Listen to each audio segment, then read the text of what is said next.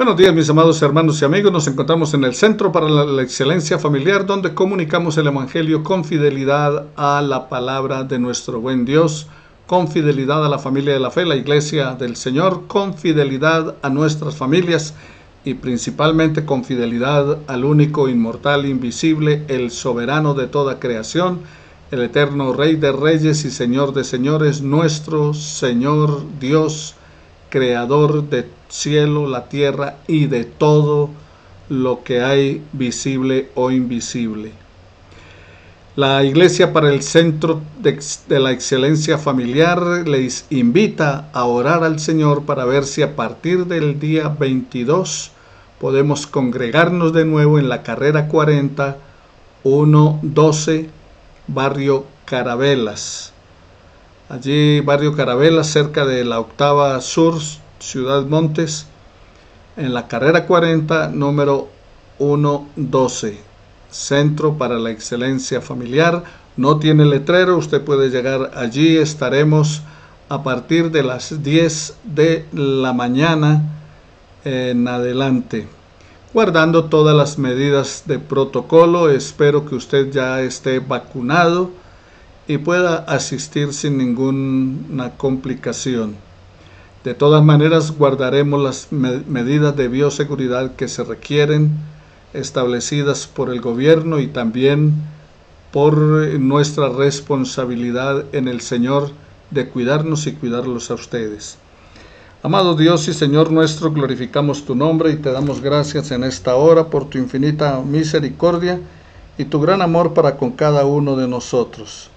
Te pedimos, eterno Padre, que nos ayudes a vivir en ti y para ti, a hacer las cosas que a ti te agradan, bendito Dios, a glorificarte como lo mereces. Y te pedimos de manera especial que bendigas la vida de nuestros hermanos del Centro para la Excelencia Familiar, que les guardes en todo lo que emprendan, proteja su salud, su vida. Gracias por tu maravilloso amor para con ellos. En Cristo nuestro Señor, muchas gracias. Amén y amén. Bueno, mis amados hermanos, estamos estudiando la naturaleza de la iglesia. En este momento puedes coger el teléfono, marcarle a tus familiares, amigos, vecinos y decirles sintonicen en santel.info. Recuerda que al terminar este estudio de la palabra del Señor tendremos un tiempo de alabanza y luego vendrá la predicación de la palabra del Señor. La naturaleza de la iglesia, lección número 28. Cristo es la plenitud de Dios, basado en el libro de Colosenses, capítulo 2, versículo 9 de la palabra del Señor. Este libro de Colosenses fue escrito por el apóstol Pablo para alentar a los cristianos acerca de una filosofía y lógica falsa que produce errores prácticos y teológicos.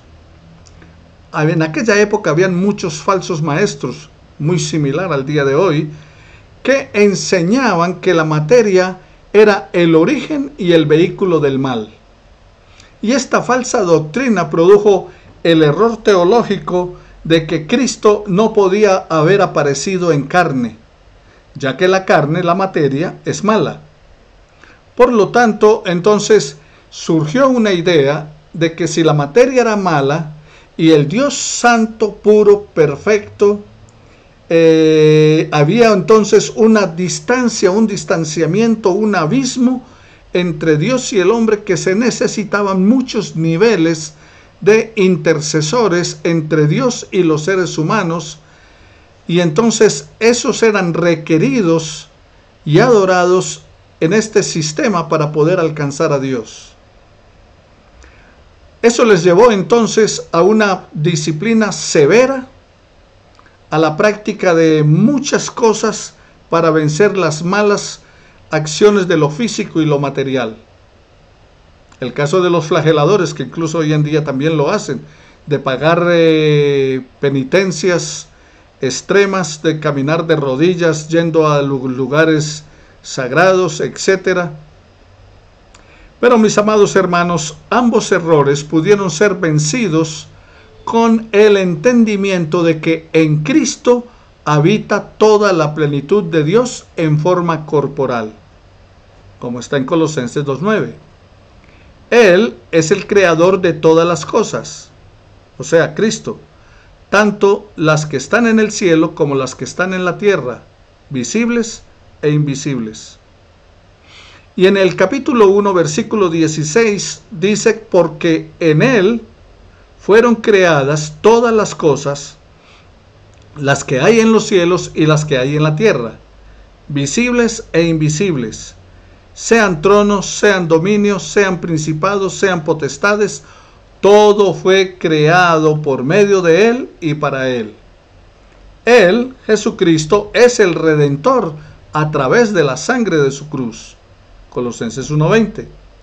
Y por medio de él Dios reconcilió todas las cosas, las que están en la tierra como las que están en los cielos, haciendo la paz mediante la sangre de su cruz. Y dice la palabra del Señor que en él habita en Cristo toda la plenitud de la deidad. Si usted tiene a Cristo en su vida, entonces usted está completo en Dios. Una buena prueba para cualquier religión es cómo considerar a Cristo. O sea, si usted quiere saber si una religión es falsa o verdadera dentro del ámbito cristiano, lo que tiene que hacer es darse cuenta cómo consideran a Cristo.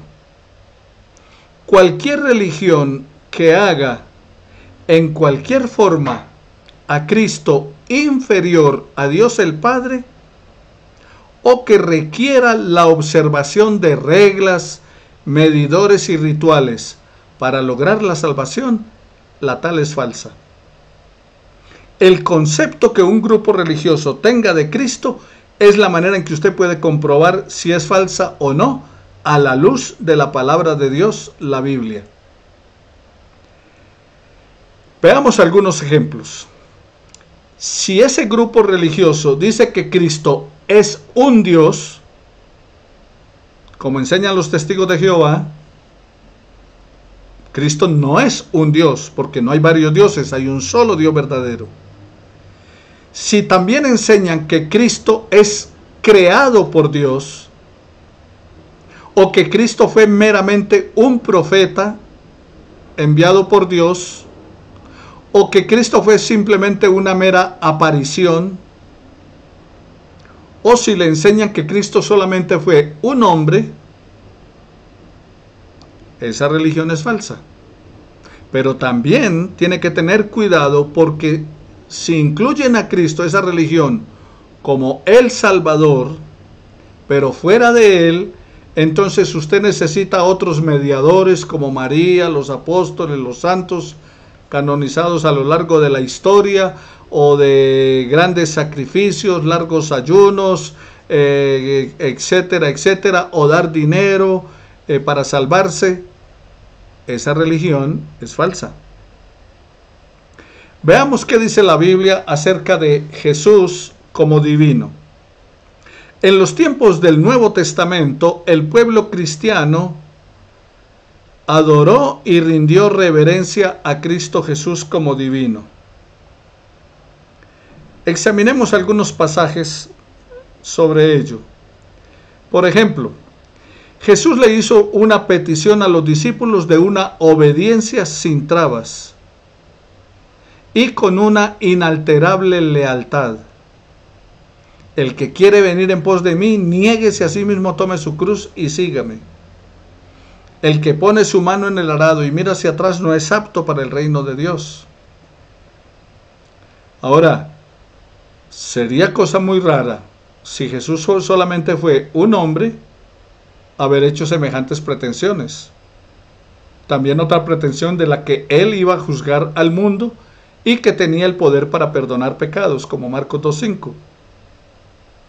¿Era verdad o era un loco? Yo creo que era la verdad. Él es la verdad y la vida. Él es el camino. También la palabra de Dios nos dice que en el día del juicio los hombres serán condenados por recibir la aprobación en conformidad con la recta actitud que ellos tuvieron hacia los demás. Mateo 25:34. Pero ¿quién es el que está diciendo esto? Jesús. Por lo tanto, entonces no era meramente un hombre. Tomando en consideración el cuarto evangelio, el de Juan, allí en el capítulo 1, versículos 1 al 18, en ese prólogo la evidencia resulta mucho más clara para nosotros.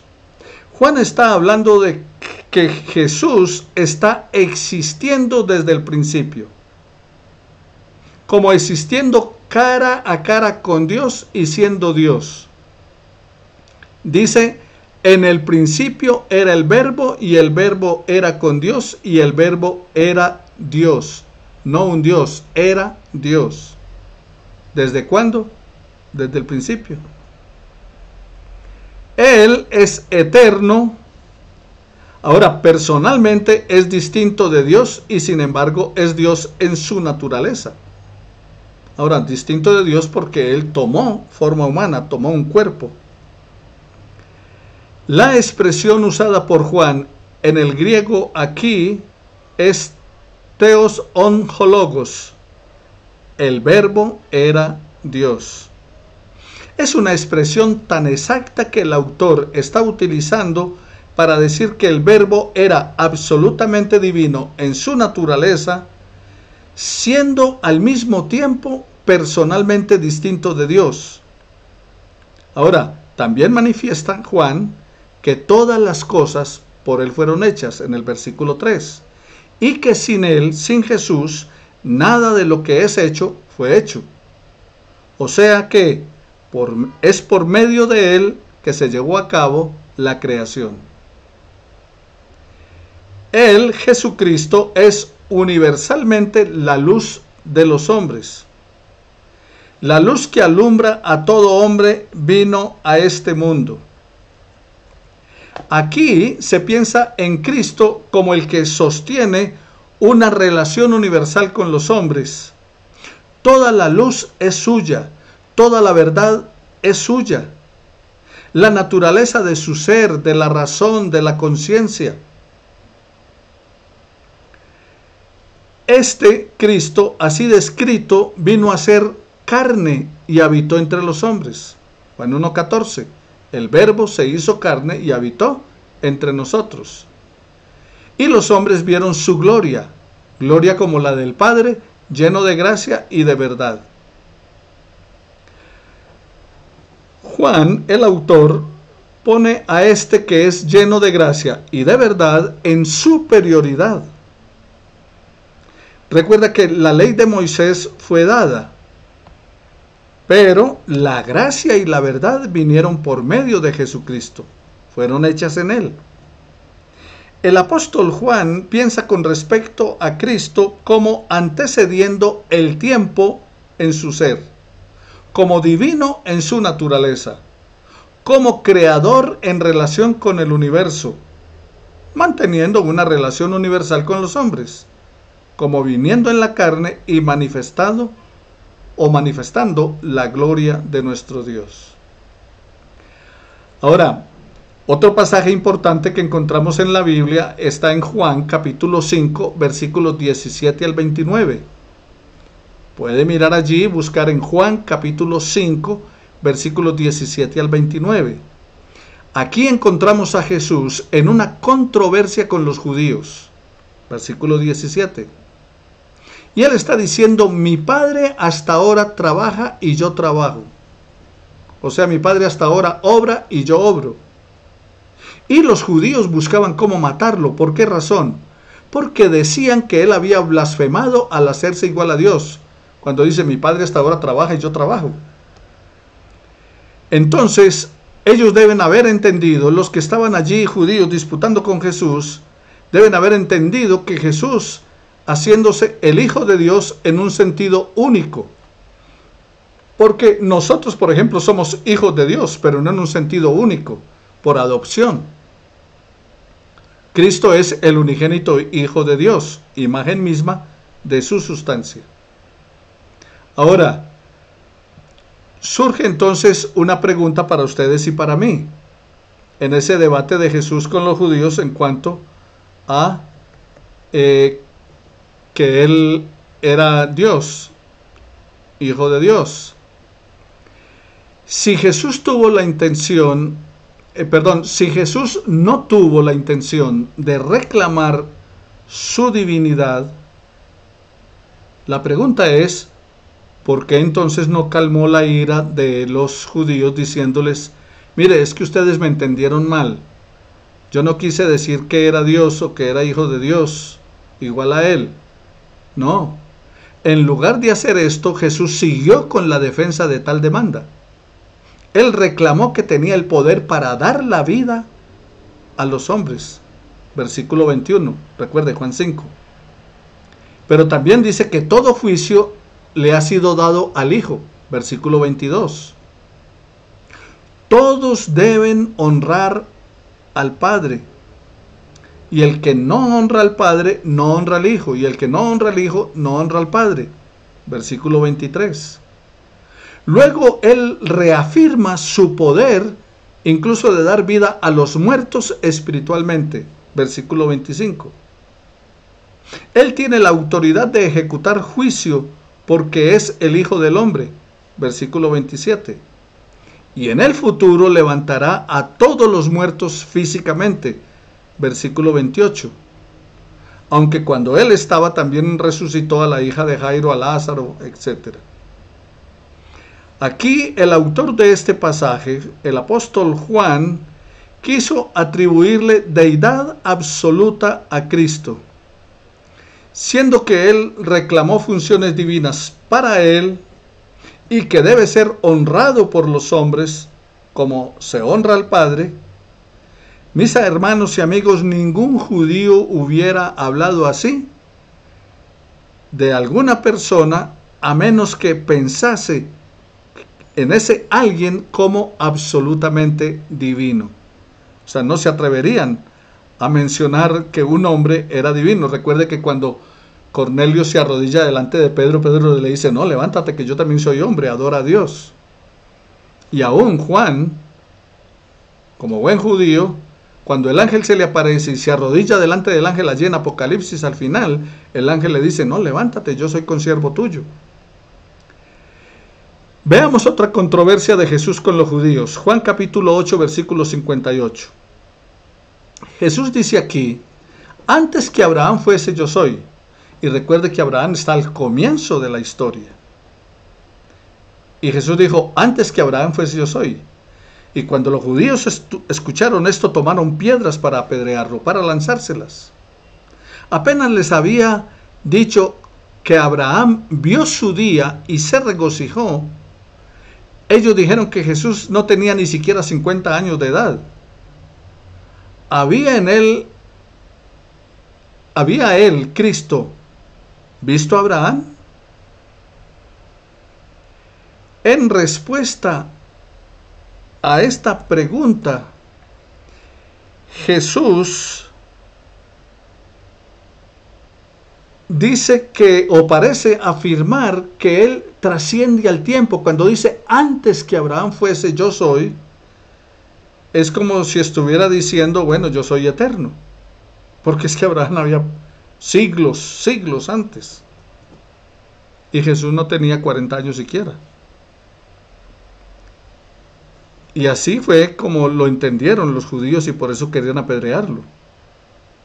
Ahora, cuando Jesús usó el término yo soy, posiblemente lo usa a propósito del título que le correspondía a Jehová en el Antiguo Testamento, en Éxodo 3:14, cuando Dios se le presenta a Moisés y le dice, yo soy Jehová. Los judíos que lo escucharon, así lo interpretaron, porque lo tomaron como si era una blasfemia. Ahora, vayamos a Juan en el capítulo 20, versículo 28, el encuentro de Jesús con Tomás. Recuerda que Tomás, cuando le dijeron que Jesús había resucitado, dijo, si no meto mi dedo en su mano y mi mano en su costado, no voy a creer. Cuando Tomás se encontró con Jesús, cayó de rodillas y dijo, Señor mío y Dios mío. Si un escéptico como Jonás dijo, Señor mío y Dios mío, era porque estaba delante de Dios. Ahora, note algo interesante. Jesús no corrigió a Tomás, sino que aceptó la designación. Si Jesús no era Dios, le había dicho a Tomás, no, Tomás, levántate, yo no soy Dios, yo soy un hombre. No, Tomás le dijo, Señor mío y Dios mío, y Jesús aceptó eso. Ahora, si Tomás se equivocó, ¿por qué Jesús no lo corrigió? Bueno, en los escritos del apóstol Pablo, también, mis amados hermanos, hay abundante evidencia de peso acerca de Cristo como divino. La interpretación más natural de Romanos 9:5 es la que allí él llama a Cristo Dios. El apóstol Pablo dice que Cristo es de los padres en cuanto a la carne, o sea, en el lado humano de su ser, es en cuanto a la carne. Pero del lado más alto de su ser, Él es sobre todas las cosas, Dios bendito por siempre. En Romanos 1:4, el apóstol Pablo dice que en cuanto a la carne, por el lado humano de su ser, Jesús nació de la simiente de David, pero conforme al espíritu de santidad o por el lado espiritual de su ser, Él fue determinado, marcado o colocado en una posición de poder por la resurrección de entre los muertos. Uno de los pasajes más sobresalientes sobre la cristología del apóstol Pablo es el que encontramos en Filipenses capítulo 2, versículos 5 al 11. Le invito a que vaya allí. Filipenses capítulo 2, versículos 5 al 11. Veamos allí que Pablo, el apóstol que persiguió a los cristianos hasta que tuvo un encuentro con Cristo, él dice que Cristo preexistió en la forma de Dios y en un plano de igualdad a Dios. No estimó el ser igual a Dios. Otro pasaje cristológico sobresaliente de los escritos del apóstol Pablo está en Colosenses, en el capítulo 1, versículo 15. Aquí él dice que Cristo es la imagen del Dios invisible a los hombres. O sea, ese Dios se hace manifiesto, ese Dios se hace conocido, ese Dios se hace visible a los hombres en Cristo. Este Cristo es el primogénito de toda creación y ocupa la posición de autoridad y de poder en la creación, sujeto únicamente al Padre mismo, exactamente igual que el Hijo primogénito ocupaba tal posición en la familia oriental de esa época. Pablo dice que todas las cosas, note, todas las cosas, sin excepción, fueron creadas en Él y por Él. Dios crea, pero Él crea en el Hijo y a través de Él.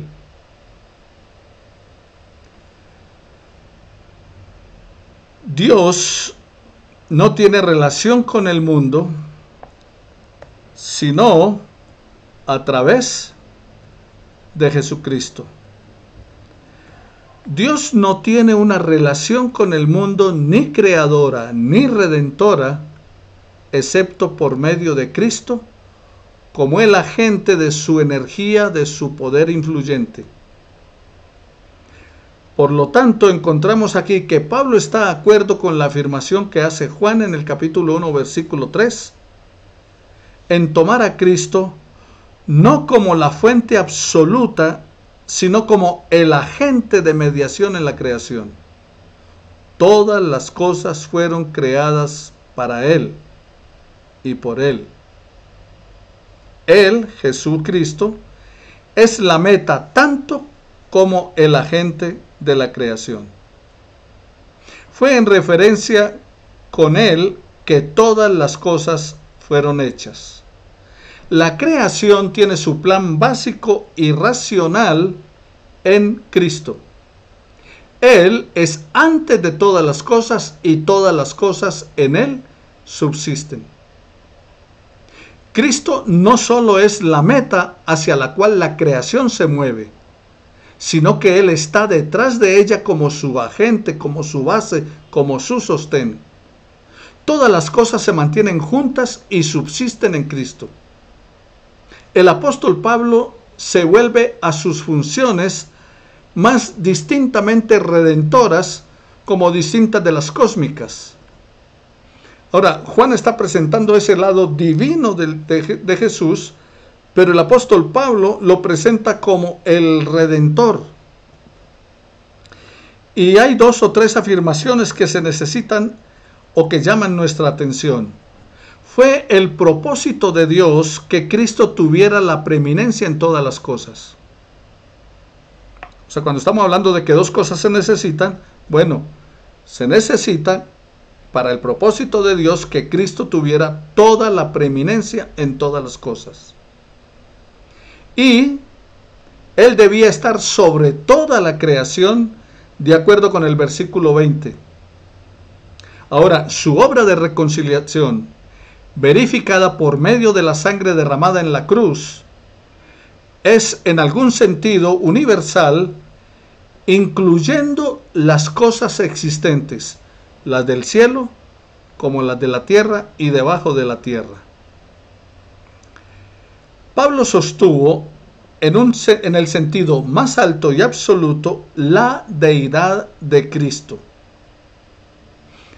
En Hebreos capítulo 1 y en todo el Nuevo Testamento, especialmente en el libro de Apocalipsis, es claro en su lenguaje, en el lenguaje del apóstol Pablo, la deidad de Cristo. O sea, el Jesús humano y el Jesús divino.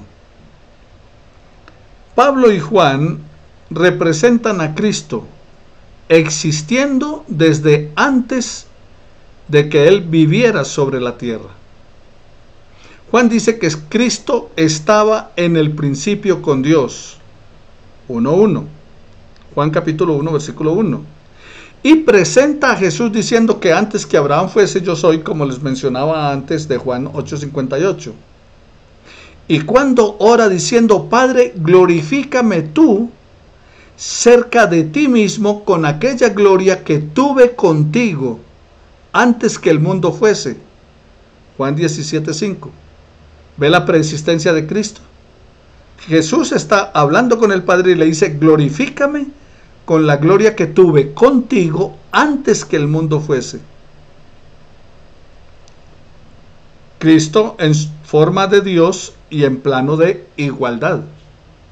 Y en Filipenses 2:6, en las afirmaciones del apóstol Pablo, no estimó el ser igual a Dios.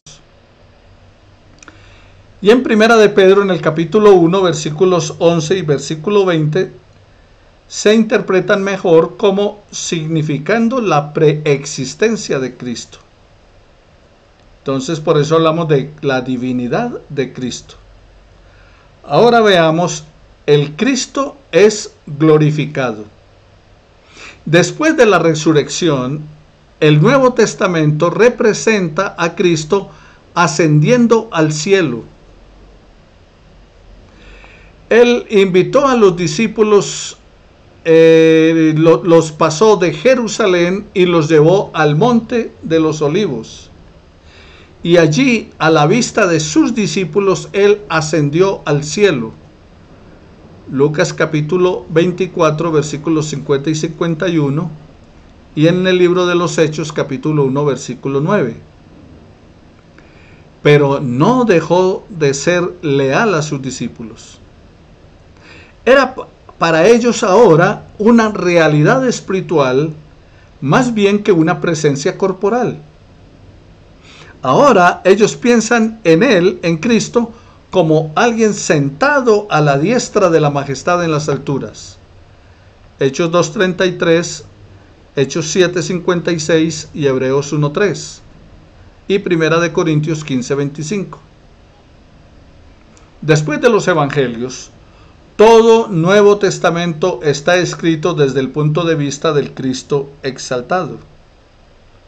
Los escritores no miran tanto hacia atrás al Jesús histórico, sino que miran hacia arriba al Cristo glorificado.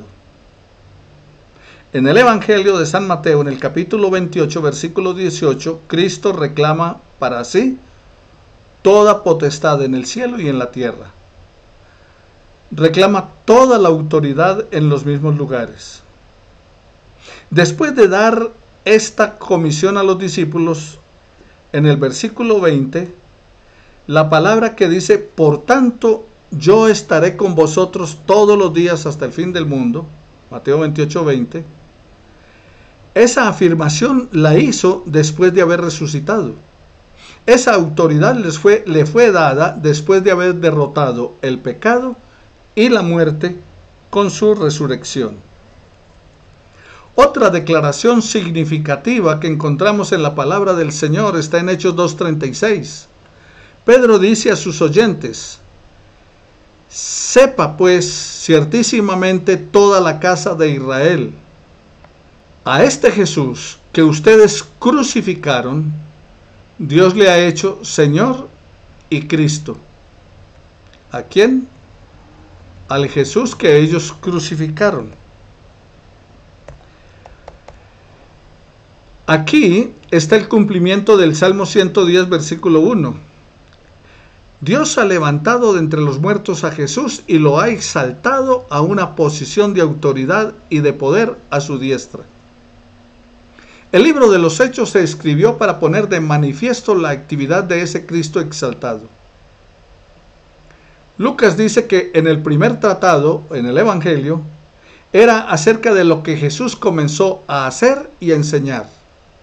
Y ahora en el libro de Hechos es lo que continúa haciendo y enseñando. Hechos 1:1. El programa del Cristo resucitado se expone en el libro de los Hechos, y especialmente en ese mandato de Hechos 1:8.